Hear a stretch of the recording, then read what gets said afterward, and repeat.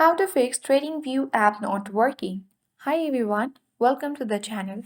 This is Rose and I'm here to guide you on how to fix TradingView app not working. Watch the video till the end, and without further ado, let's dive right into the video. First of all, make sure you are running the latest version of the app. Open Play Store or App Store depending upon your device and search for TradingView application. If you see update button next to it, simply tap on it to ensure you are running the latest version of the app. Now, go to settings. Scroll down. Select apps option. Tap app management. Now search for TradingView application. Open the app info section.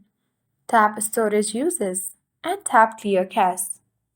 Once done, you need to simply reinstall the app if clearing cache doesn't work.